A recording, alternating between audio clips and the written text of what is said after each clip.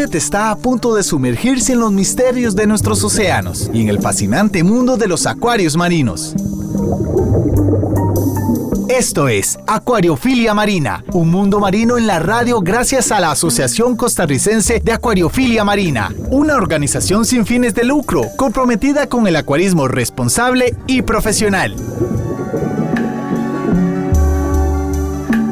¿Qué tal? Muy buenos días a todos los amigos que nos escuchan a través de las ondas radiales de Radio Monumental, la radio de Costa Rica. Muy agradecidos en esta mañana de que usted nos esté acompañando, a lo mejor desde su lugar de trabajo, desde su automóvil, desde su hogar. Gracias por abrirle la puerta a Acuariofilia Marina, un programa de la Asociación Costarricense de Acuaristas Marinos que busca comunicar, concientizar y darle una ventana a todos esos esfuerzos de restauración de recursos naturales, con mucho énfasis en recursos marinos a nivel nacional e internacional. También busca comunicar buenas prácticas para que los que hemos decidido tener este hobby como parte de nuestra vida cotidiana, poder darle una mejor calidad de vida a esos seres vivos que tenemos en nuestras peceras. Así que agradecerle a usted que nos escucha, ojalá esté disfrutando en la comodidad de su hogar o de su trabajo o de su automóvil, y ojalá hasta con un buen café como estamos nosotros acá disfrutando en esta mañana de sábado aquí en Acuariofilia Marina, muy bien acompañados en el Control Master con don Cristian Hernández y también acompañado con don Hernán Azofeifa, que hoy don Hernán lo veo bien agarrado a esa taza de café disfrutándola. Muy buenos días, Ricardo. Sí, está riquísima esta taza de café y muy agradecido con la compañía de usted que nos escucha desde su casa, desde su vehículo o su oficina. No puedo dejar de darles unas felices fiestas patrias. Hoy es nuestro programa 11 de septiembre, que será el programa previo al 15 de septiembre. Así que tenemos que aprovechar, Ricardo, para mandarles a todos los costarricenses nuestros mejores deseos de felices fiestas patrias, 200 años de vida independiente. De verdad que somos privilegiados al poder celebrar estas fiestas patrias. No todas las generaciones pueden decir que están celebrándole sus 200 años de vida independiente a Costa Rica. Así es, don Hernán, y más allá de los colores futbolísticos, más allá de los colores políticos que tengamos, más allá del credo por el cual hemos decidido seguir, hoy nos une Costa Rica, hoy nos une la Suiza centroamericana, como nos gusta llamarlo. Hoy nos cobijan los mismos colores, blanco, azul y rojo, en esta celebración. Y ojalá que podamos reflexionar de lo muy dichosos que somos y lo agradecidos que tenemos que estar con el Creador por esta hermosa tierra que nos ha regalado. Una tierra libre, democrática, independiente, y que definitivamente tenemos que atesorar muy fuertemente los costarricenses y nunca olvidar de lo dichosos que somos en vivir en este país tan hermoso.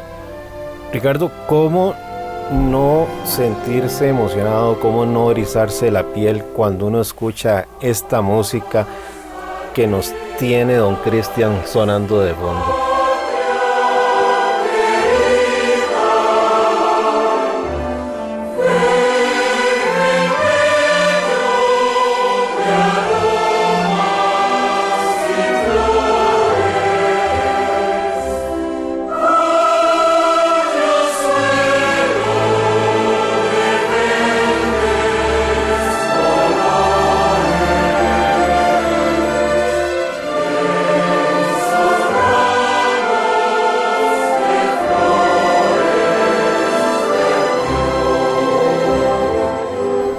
Que la pasen muy bien, vivan en familia estas fiestas patrias, cuidémonos, todavía estamos en pandemia, y seamos responsables, que creo que es lo mejor que podemos hacer por la patria en estos momentos.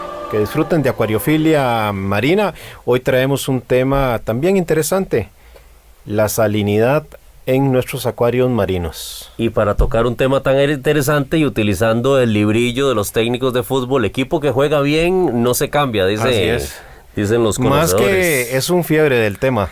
Más que es un fiebre, un conocedor del tema, hoy hemos vuelto a invitar a Filip Karolicki, que es compañero de nosotros de la asociación y que tiene muchísimo conocimiento y que recientemente, como lo decíamos anteriormente en el programa de Hoy Hace 8, está estrenando Acuario, y por supuesto que el tema de la salinidad es un tema muy importante a definir a la hora de tener un proyecto marino, porque salinidades hay varias, don Hernán.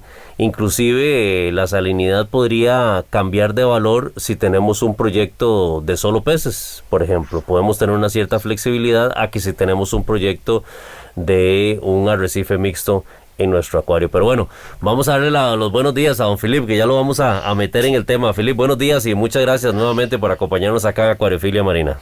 Bueno, muy buenos días, don Hernán, don Ricardo. Acá en este fin de semana tan especial, el último fin de semana antes del bicentenario, para mí es un orgullo vivir en este país, sinceramente, país que representa tanto, pese a los conflictos que tienen países vecinos y todo. Costa Rica pues siempre se ha mantenido al margen, prosperando, y indiferentemente del gobierno que tengamos, que sea, Costa Rica es lo que nos une a todos nosotros, más que la acuariofilia. Entonces, muy, muy orgulloso de estar hoy con ustedes compartiendo este tema de la salinidad, que por cierto es un tema que a mí me fascina muchísimo, como lo mencionaba don Ricardo anteriormente. Hay muchos tipos de salinidad que se pueden utilizar para diferentes propósitos, incluso para diferentes tipos de seres que mantengamos en el acuario. Y sin más, don Hernán, cuéntenos usted qué salinidad utiliza en el acuario. Philip, yo creo que va a estar súper interesante el programa, porque yo tengo una forma de mirar el tema un poquito, siento que va a ser diferente de la de ustedes. Para mí debería haber solo una única salinidad, y voy a tratar de fundamentarlo, muy respetuoso por supuesto, de saber cuál es el enfoque al que quieren ustedes apuntar en cuanto al señalamiento de una salinidad para peces o una salinidad para cuando hay corales. Pero a ver, yo lo que parto es de que los organismos marinos han evolucionado para unas determinadas condiciones, y esas determinadas condiciones hacen que se adaptaran a una X salinidad. Y hablo de X salinidad porque no todos los océanos o todos los mares manejan la misma salinidad. La parte del Océano Índico, del Caribe, etcétera, podemos encontrar salinidad. La del Mar Rojo tiene una salinidad diferente, y los organismos han evolucionado para tener esa condición de mejor vida en sus salinidades. Lo que sucede cuando tenemos salinidades diferentes y exponemos a los organismos a una salinidad para la cual no evolucionó, es que ellos tienen que compensar mediante un gasto energético esa diferencia de salinidad. Y según sea esa diferencia, por lo mucho o por lo poco de salinidad, el organismo va a tener que desviar la energía que utiliza para otros procesos de defensa, para no enfermarse, procesos de reproducción, etcétera. Entonces va a quedar limitado. Pero bueno, eso lo podemos ir desarrollando durante el programa. Creo que tenemos que referirnos a ciertos conceptos introductorios, si me lo permiten, que espero que no se hagan muy pesados en el programa, porque la salinidad la podemos ver desde diferentes formas y de diferentes instrumentos.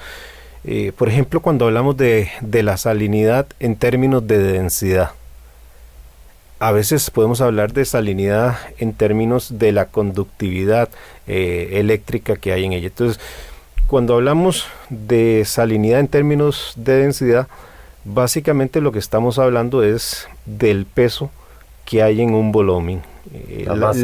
La densidad, que a su vez se va a ver afectada por la presión y por la temperatura. Y eso es importante porque en nuestros acuarios, así como en el océano, tenemos épocas de verano. Y en el océano más, no necesariamente ya en nuestros acuarios, pero en los océanos a mayor profundidad. Usted, don Ricardo, que bucea, sabe que la presión va a cambiar. Y acordémonos que tenemos peces y corales de aguas profundas, que luego los estamos llevando a un acuario donde no habrán, en forma estándar, tal vez más de 70, 80 centímetros de profundidad dentro de lo que podría ser visible en un acuario en una casa, y obviamente ahí ese tema de la presión no va a jugar para esos organismos. Si hablamos de salinidad en el agua de nuestros acuarios, tenemos que entender que nos estamos refiriendo a la cantidad de sales que están disueltas en esa agua por cada kilogramo de agua. Por tanto, si hablamos de salinidad en el acuario o la salinidad en el agua de mar, en el fondo lo que estamos haciendo es un reconocimiento a que esa agua tiene sales disueltas, tiene minerales, tiene elementos químicos que provocan que estos, aunados a la presión y a la temperatura, nos refieran a una densidad determinada en el agua. Mientras vemos un agua pura o un agua destilada, tenemos que entender, por ejemplo, que esta tiene una densidad de 1000 kilogramos por metro cúbico, porque está ausente de esos minerales, de esos elementos químicos. Cuando hablamos de una densidad promedio de 1027 en el agua, en los océanos, es porque existen esos elementos que el agua destilada no tiene. Y normalmente, para que tengamos también la idea, el agua de grifo anda por una densidad de 1002, porque trae un poquito de sales de esos elementos. La densidad, por tanto, es numéricamente equivalente a una gravedad específica, ya que esta es la relación que hay entre la densidad de las sales y la densidad del agua. Ahora bien, si la densidad del agua de mar se ve influenciada por esos minerales, por esos elementos químicos a los que estamos llamando sales, y que hacen que su densidad sea diferente del agua pura, ¿cuánto es que pesan esos minerales, esos elementos que están en el agua? En promedio, 1 kilogramo de agua de mar tiene 35 gramos de sales disueltas, o 35% de partes por cada 1000, o 35 ppt, donde partes por thousand, de la abreviatura en inglés de 1000. Así que si hablamos de densidad del agua en nuestro acuario, estamos hablando de la gravedad específica, 1023, 1025, 1026, 1027, etcétera. Esto es la cantidad de kilogramos por metro cúbico que tenemos, o bien de gramos por centímetro cúbico. Por ello es que es normal que en nuestros pasatiempos escuchemos referencias hacia la densidad o a una gravedad específica, las que vemos representadas cuando un acuarista nos dice mi salinidad está en 1024, 1025, pero también vamos a escuchar referencias al porcentaje de sales, es decir, la cantidad de partes por 1000 que están presentes, un 35% de partes por 1000. En un refractómetro, que es el instrumento que ponemos a la luz para ver la salinidad, normalmente vamos a encontrar dos medidas, a la izquierda y a la derecha. Una va a estar representándonos esa cantidad de partes por 1000 de 34-35%, y la otra va a estar referida a la gravedad específica, 1024, 1025, etcétera. Y finalmente, la otra forma de medir la salinidad en nuestro acuario es por medio de un conductímetro. que quienes tienen un sistema, por ejemplo, como el Apex y tienen una sonda, básicamente lo que se hace es que ese conductímetro mide el voltaje y se tiene establecido que para 1026 hay 53.000 microsiemens por centímetro. Entonces, cuando la sonda detecta que hay 53.000 microsiemens, que es el líquido inclusive que usamos para calibrarlos, es porque tenemos una salinidad de 1026.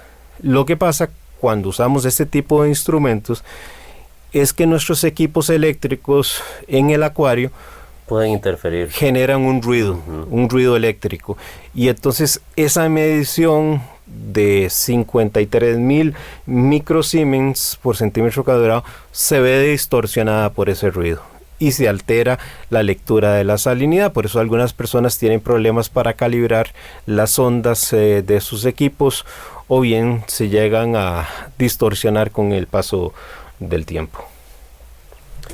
Sí, correcto, don Hernán, y es muy interesante porque si nos podemos a pensar en el agua de mar, como ya usted lo decía, en los diferentes océanos, a lo mejor podría variar la salinidad como en el mar Rojo, por ejemplo. Pero qué interesante ver el aspecto de la temperatura, la salinidad que podría presentarse en el Caribe versus la salinidad que podría presentarse en los polos, y cómo ese bajonazo de temperatura podría jugar un papel ahí determinante. Claro, vemos la diferencia de los seres vivos que se manejan también con esas salinidades, ¿verdad? Donde la mayor concentración de barreras coralinas en el mundo está en esa franja, digamos que es más tropical, o por lo menos con una temperatura un poco más cálida que los polos.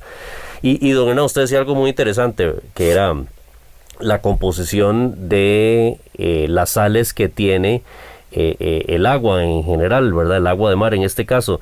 Si yo me pongo a pensar en la composición del agua marina, estamos hablando que un 55% del agua marina son cloruros.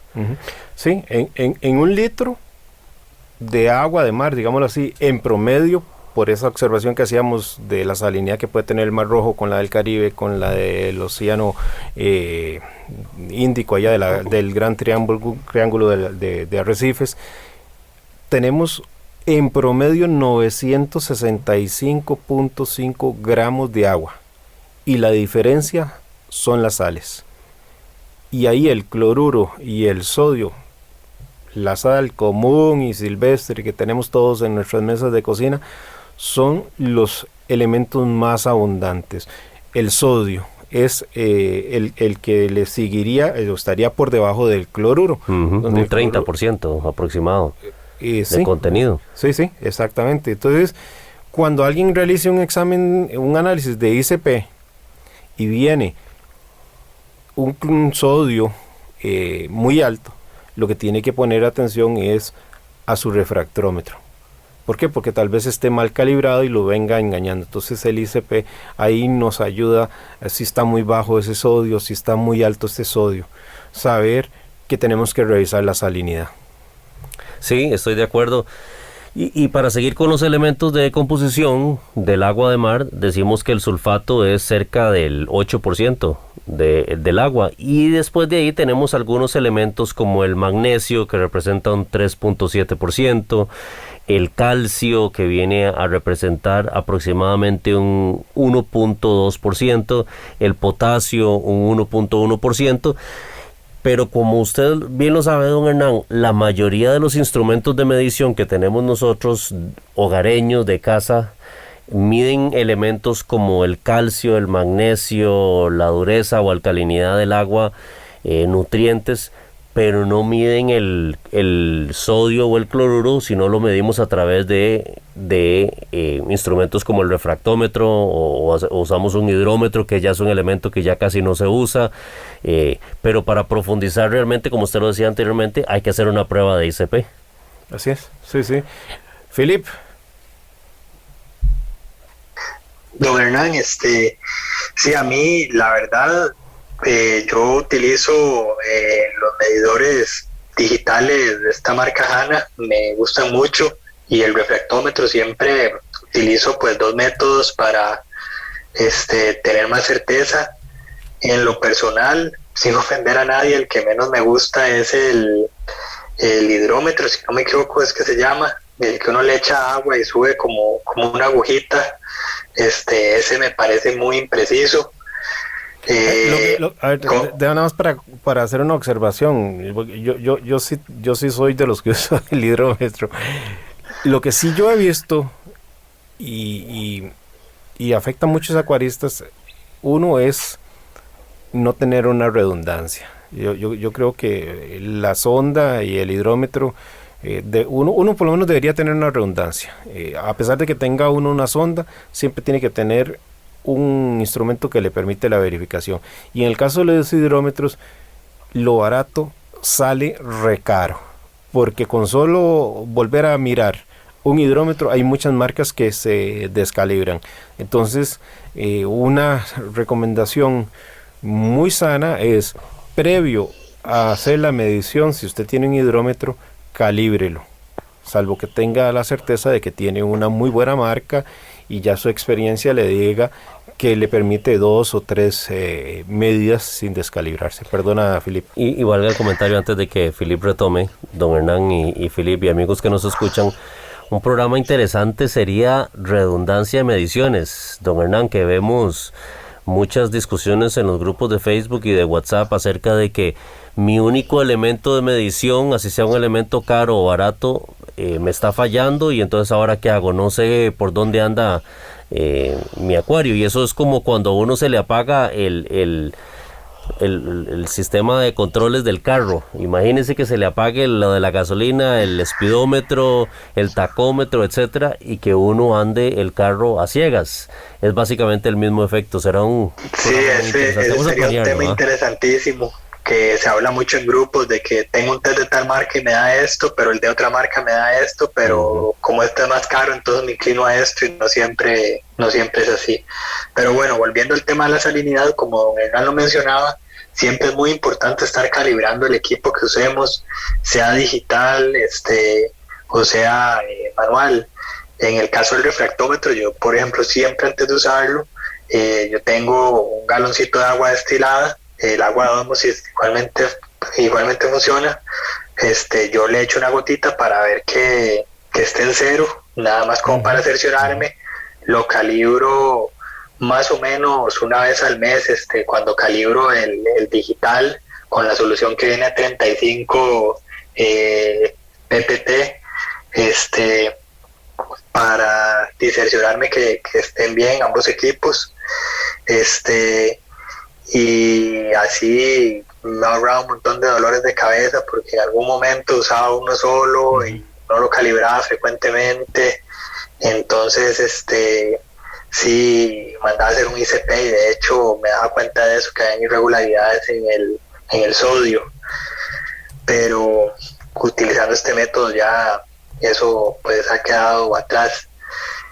Luego, como les indicaba al principio del programa, lo de diferentes salinidades que se usan para diferentes seres.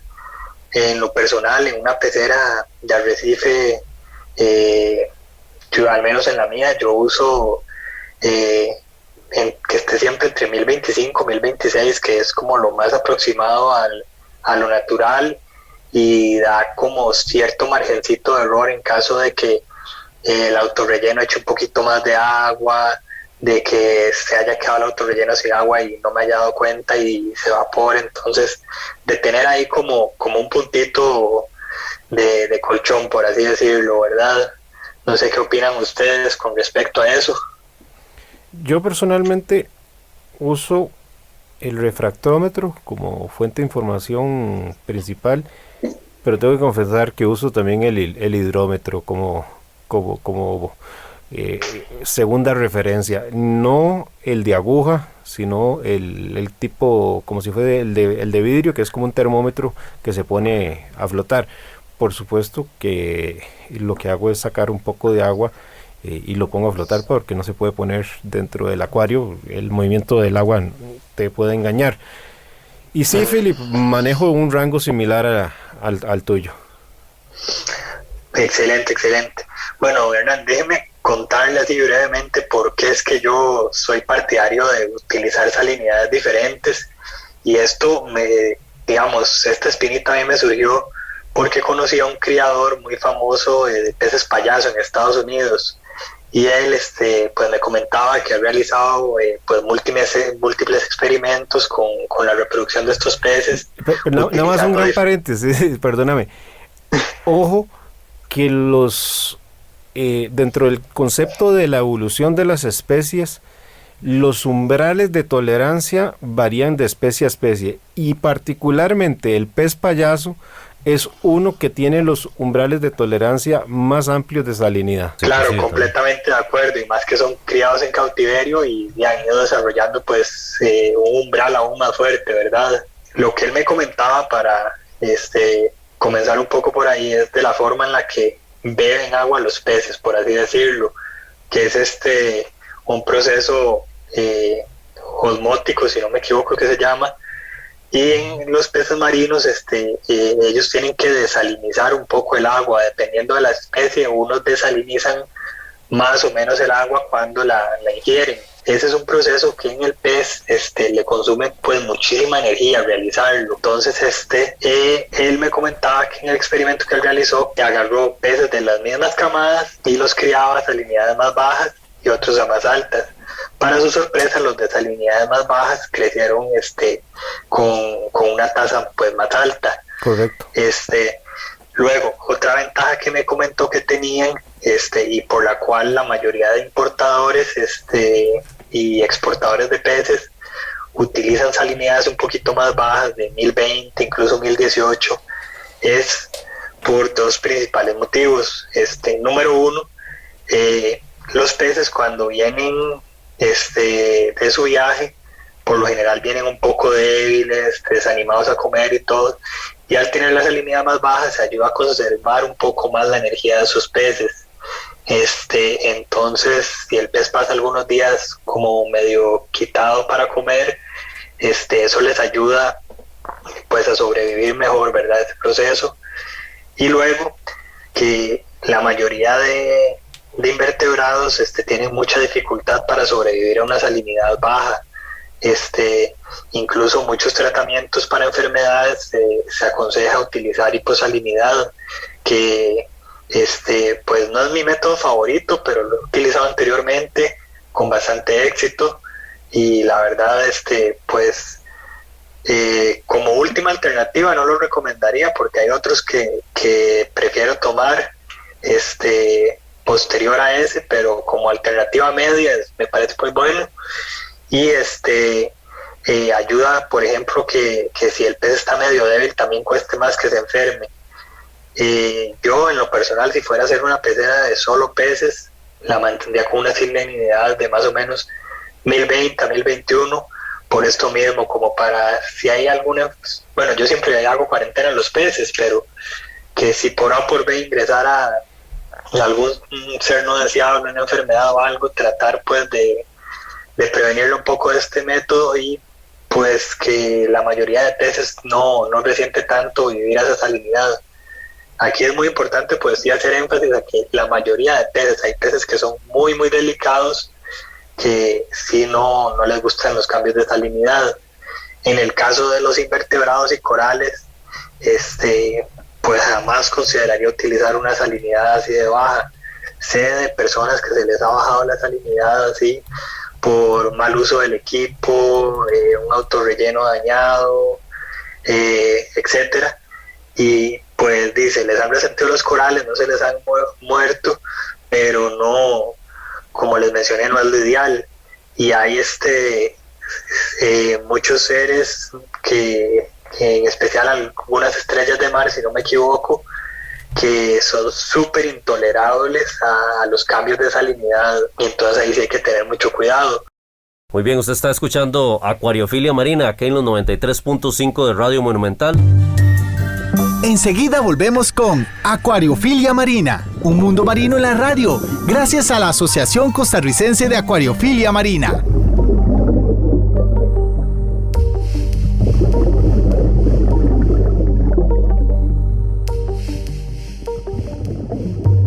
Exploremos juntos las fascinantes formas de vida que habitan nuestros mares y acuarios marinos.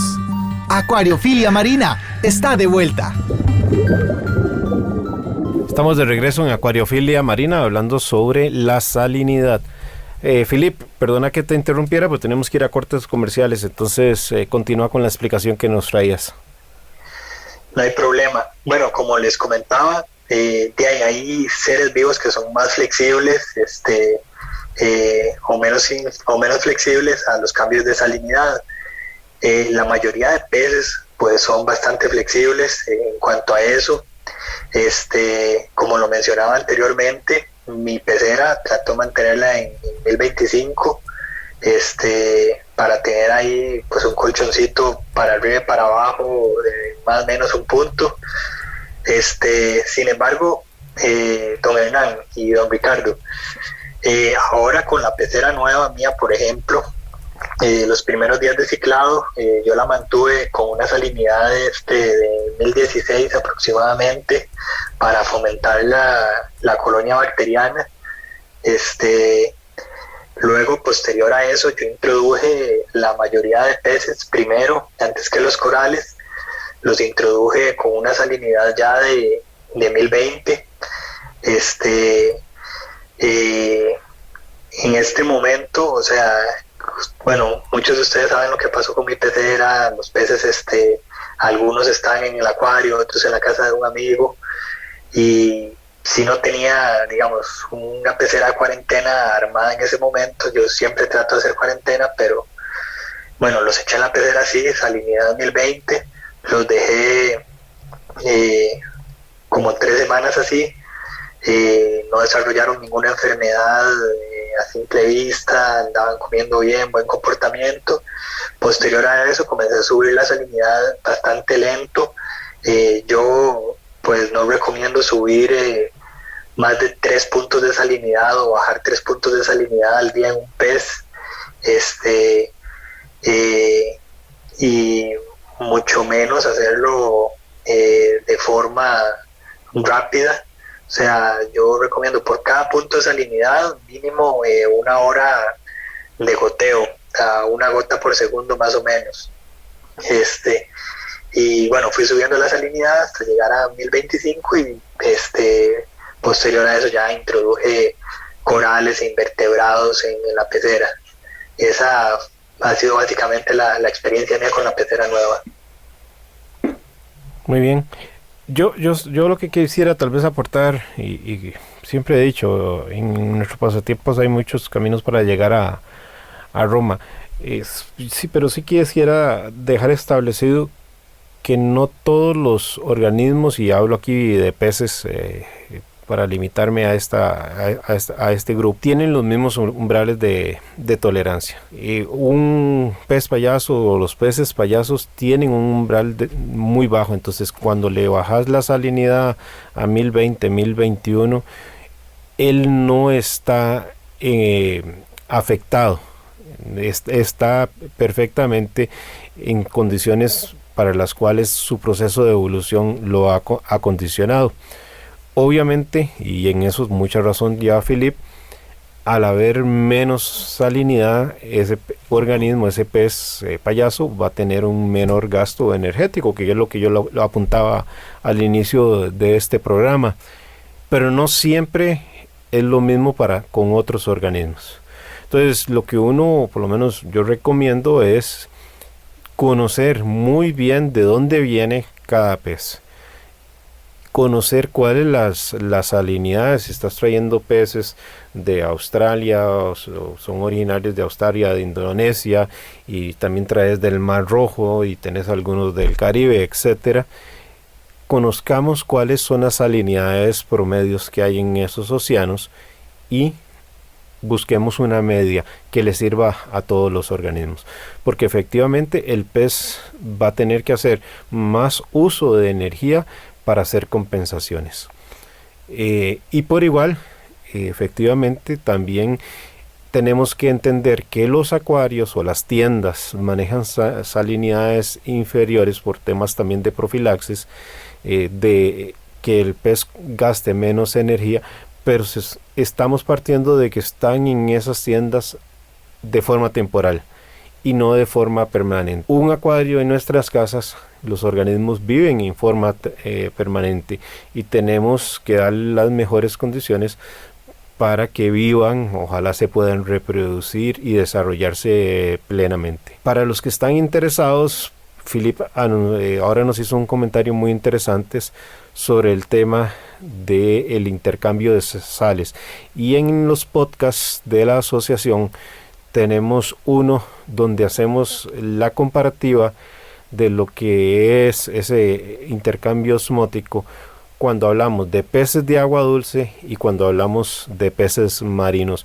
Fisiológicamente, qué es lo que sucede en uno, qué es lo que sucede en otro, por qué unos están constantemente tomando agua, liberando sales, otros reteniendo las sales, etcétera. Así que los quisiéramos invitar también para que le den una escuchada a ese programa, que también va a ser de mucha utilidad. Y don Hernán, yo creo, rescato algo que usted acaba de mencionar, y por supuesto Philip también lo mencionaba, y es que hay que conocer muy bien, y una pregunta obligatoria para uno que va a una tienda a comprar un pez es ¿a qué salinidad lo tienen? Porque eso va a determinar muchísimo la parte de la aclimatación a la cuarentena, al sistema de cuarentena que tenemos en nuestras casas, para que el pez sufra un cambio lo menos drástico posible y se le dé el proceso de aclimatación correcta.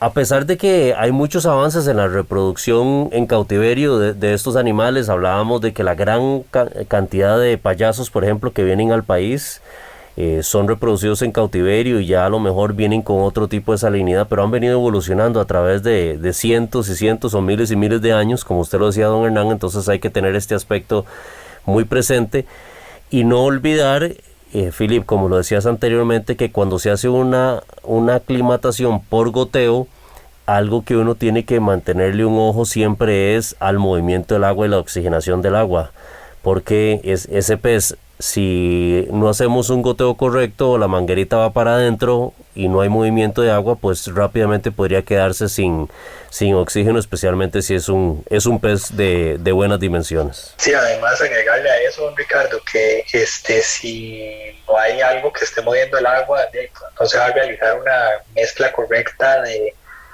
del agua. Entonces, por ejemplo, si uno lo tiene en un baldecito aclimatando y la manguera está arriba, van a haber zonas con diferente salinidad dentro del mismo balde donde el pez está nadando, que eso es de lo último que queremos, ¿verdad? Si me lo permiten, quisiera también ver otra esquina aquí del triángulo, Felipe y Ricardo. Está claro que normalmente cuando pensamos en salinidad nos estamos refiriendo al cloruro y al sodio. Y habíamos dicho que estos dos elementos suman el 80 y pico % de las sales que están presentes en el acuario. Pero cuando pensamos en la evaporación del agua, nuevamente nos metemos en la cabeza que solo se ven afectados ese cloruro y ese sodio. Es decir, vemos que nos subió la salinidad y si no hay tanta evaporación y además nos falla el relleno automático, más bien la diluimos y nos puede bajar la salinidad. Pero las sales no se limitan a cloruro y al sodio. Tenemos muchísimo mayor cantidad de elementos. Entonces, cuando la salinidad nos sube en el acuario por la evaporación y no hacemos la reposición de agua dulce, además de subirnos ese cloruro y ese sodio, tenemos que entender que también nos pueden estar subiendo los demás elementos. Entonces, de principio, pensando en que no tenemos una gran cantidad de organismos que hacen también demanda de los otros elementos.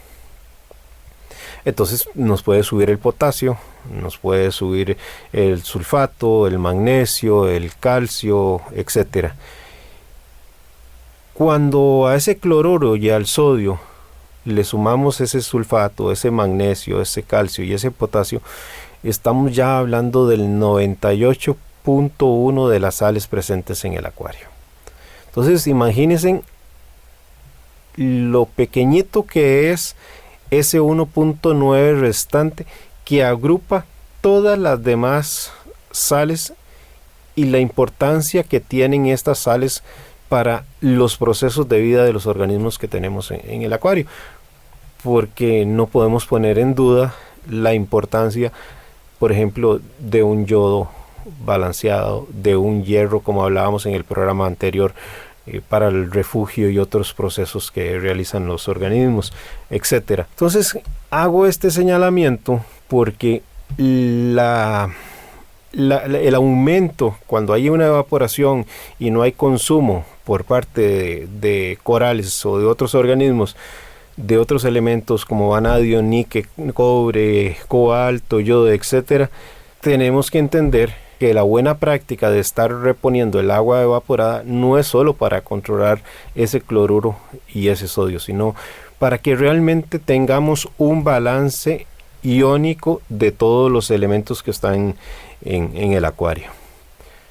Si hay consumo por parte de los organismos de estos otros elementos que están en ese rango del 1.9% que citaba antes, o inclusive un poquito más en la parte del calcio, etcétera, el balance iónico siempre lo tenemos que tener presente y no dejar que se nos quiebre.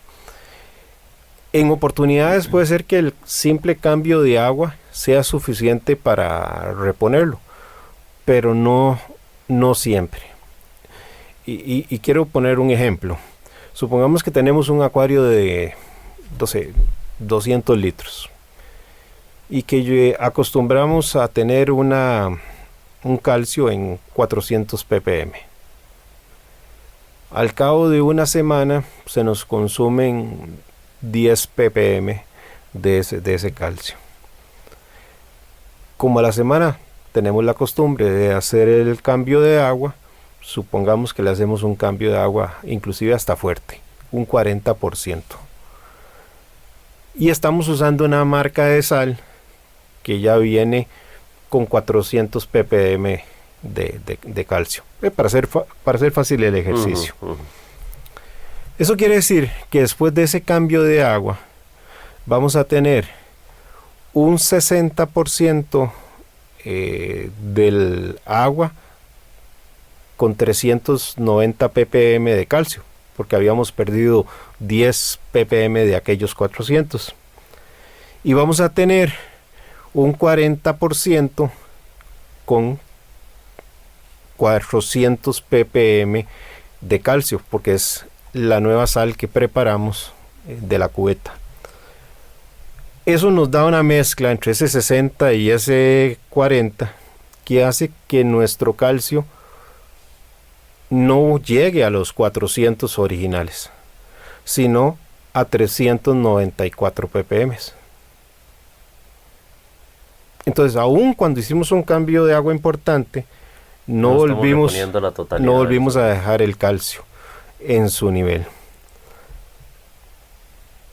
Lo que sucede es que tenemos a disposición del acuarismo test que calculan bien el calcio, y entonces nos es muy fácil. Mira, me faltaron 6 ppm para dejar el calcio en su rango de 400, que es el ejemplo de este ejercicio, y entonces dosificamos por aparte el calcio para llevarlo a los 400. Pero si eso sucede con un elemento que es abundante, ahora pensemos lo que puede suceder con elementos más pequeños: yodo, vanadio, molibdeno, cobalto, zinc, etcétera, que son fundamentales para los procesos biológicos, para que nuestros corales puedan hacer las proteínas que los protegen de la intensidad lumínica que generan la coloración, para que las células hagan sus procesos, etcétera, etcétera. Entonces, cuando pensemos también en salinidad, yo nada más quería también apuntar que miremos un poquito más allá del cloruro y el sodio y pensemos en los efectos que tiene la evaporación o los efectos que tiene la depilación en nuestros acuarios, y que rompen el equilibrio iónico. Y cuando hablamos de buscar estabilidad en nuestros acuarios, ese balance, ese equilibrio iónico es muy muy importante. Y eso, don Hernán, tiene que ver mucho también con conversación tan común que a veces uno ve, de que yo puedo reponer todo lo que se consume con cambios de agua. Entonces hago un 10-20% de cambio de agua cada 15 días y entonces ahí repongo todo. Y no hacemos pruebas de ICP para ver cómo están el resto de los elementos traza y nos concentramos solamente en los 3 elementos principales. Es que, Ricardo, ahí es donde vienen los detalles interesantes. Si el acuario es joven, es muy joven, realmente la demanda no va a ser significativa y el cambio de agua nos va a reponer bastante bien esos elementos que puedan estar siendo depilados. No aún así al 100%. Siempre va a quedar una pequeña diferencia en faltante. El problema es cuando pasa un mes, 2 meses, 3 meses, y en aquel ejemplo del calcio que yo les hice ahora el ejercicio que nos dio 394 ppm y que no logramos llegar a los 400 iniciales, eso es el primer mes, la primera semana, digámoslo, por ejemplo. A la segunda semana volví a gastar otros 10 ppm y ya mi calcio no me quedó en 394, me quedó en menos y en menos. Y tarde o temprano, si yo no estoy haciendo el test de calcio, voy a tener ese calcio por debajo de los 380. Lo mismo va a suceder con el potasio, lo mismo va a suceder con el yodo, que son también muy importantes, el estroncio, etcétera. Entonces, a veces el acuarista que no tiene esas buenas prácticas no comprende que con el paso del tiempo y la acumulación de las semanas y de los meses podemos ir alejándonos de ese equilibrio, de ese balance iónico que es sumamente importante. Sí, así es. Y don Hernán, también el punto que me recuerda a eso también es el otro tema de conversación es, bueno, yo le hago cambios de agua, mido mi alcalinidad, mi calcio y mi magnesio y repongo básicamente los dos que se consumen más, alcalinidad y calcio, por ejemplo utilizando un sistema de 2 partes. Y hemos hablado de el efecto que causa utilizar un sistema de 2 partes sobre la salinidad del acuario en el tanto no haya un balance iónico y podamos reponer otros elementos para no seguir acumulando sales dentro del acuario. Un elemento también que es muy común, o por lo menos una conversación que es muy común en los foros actualmente. Sin duda, Ricardo, yo creo que la práctica o la costumbre de hacer test regulares y de alguna frecuencia, un análisis de ICP según tenga un acuario poco poblado, joven o viejo o más denso, define la frecuencia de que vamos a hacer esos análisis. Otro tema que creo que es también muy importante es el de la calidad de la sal. En el mercado podemos encontrar sales que son exclusivamente para peces. ¿Por qué? Porque no tenemos corales y entonces algunos elementos pueden estar en ausencia o en déficit de lo que es lo normal. También tenemos sales que son exclusivamente enfocadas para acuarios con corales.